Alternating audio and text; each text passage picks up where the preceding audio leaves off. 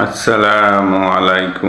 طويل الشوق يبقى في اغتراب فقير في الحياة من الصحاب যেতে যেতে জাহান্নামবাসীরা যখন বিচারের পাল্লার কাছে পৌঁছাবে, তখন তাদের কান, চোখ ও চামড়া তাদের যাবতীয় কাজের উপর সাক্ষ্য দিবে। তখন জাহান্নামবাসীরা তাদের চামড়াগুলোকে বলবে, তোমরা আজ আমাদের বিরুদ্ধে কেন সাক্ষ্য দিলে?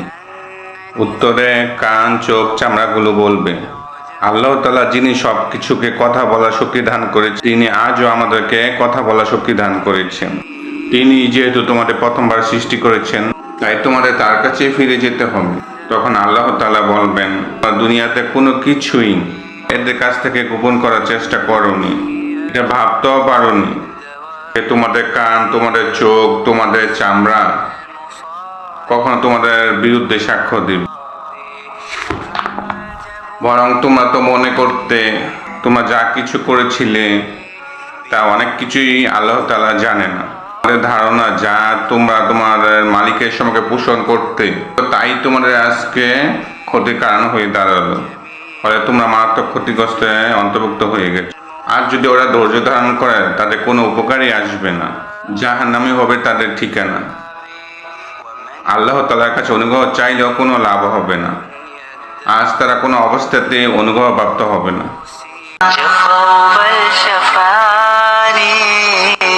আসসালামু আলাইকুম। যেদিন কিয়ামত ঘটবে, সেদিন ফেরেশতাদেরকে বলা হবে, ফেরাউনের দলকে কঠিন আযাবে নিক্ষেপ করো। যখন এই লোকেরা জাহান্নামে বসে পরস্পরে বিতর্কে লিপ্ত হবে, যারা ছিল দুর্বল এমন সব লোককে বলবে যারা অহংকারী ছিল, আমরা তো দুনিয়ায় তোমাদের অনুসারী ছিলাম, এখন জাহান্নামের আগুনের কিছু অংশ কি তোমরা আমাদের কাছ থেকে নিবারণ করতে পারবে? অহংকারী লোকেরা এই উত্তর দিবে, কিভাবে সম্ভব? আমরা সবাই তো জাহান্নামের আগুনের ভিতরেই পড়ে আছি। অবশ্যই আল্লাহ তাআলা তার বান্দার মাঝে চূড়ান্ত ফয়সালা করে দিয়েছে। তারপর যারা জাহান্নামে পড়ে থাকবে, যারা ফেরেশতা থাকবে, তাদেরকে বলবে, তোমরা অন্তত আমাদের জন্য তোমাদের মালিকের কাছে দোয়া করো, তিনি যেন কোনো একদিন আমাদের উপর থেকে আযাব কম করে দেন। তখন ফেরেশতারা, প্রহরীরা বলবে, এমন কি হয়নি তোমাদের কাছে নবীর কোনো স্পষ্ট নির্দেশন এসেছে? তারা বলবে, হ্যাঁ এসেছিল, কিন্তু আমরা তাদের কথা শুনিনি। তাহলে তোমাদের দোয়া তোমরা নিজেরাই করো, আর কাফেরদের দোয়া ব্যর্থতা ছাড়া আর কিছুই নয়। আসসালামু আলাইকুম। একজন মুমিন কখনো তার পাপ নিয়ে বসে থাকে না।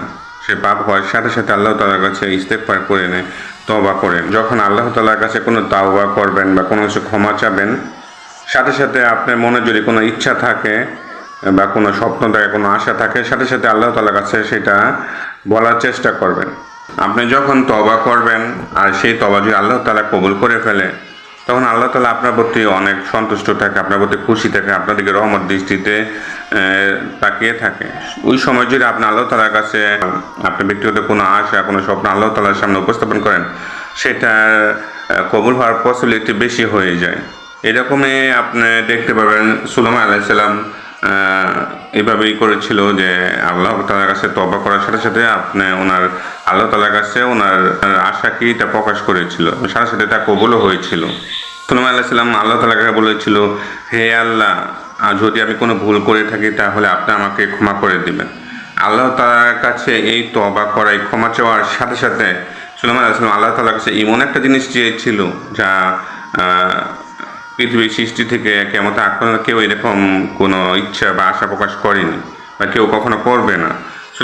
সুলাইমান আলাইহিস সালাম বলেছিলেন যে, হে আল্লাহ, তুমি আমাকে এমন সাম্রাজ্য দান করো যে আমার পরে কখনো কাউকে দেওয়া হবে না। সুলাইমান আলাইহিস সালাম প্রথম আল্লাহ তাআলার কাছে তওবা করেছিলেন যে, হে আল্লাহ, আমাকে ক্ষমা করুন কোনো একটা ভুলের কারণে।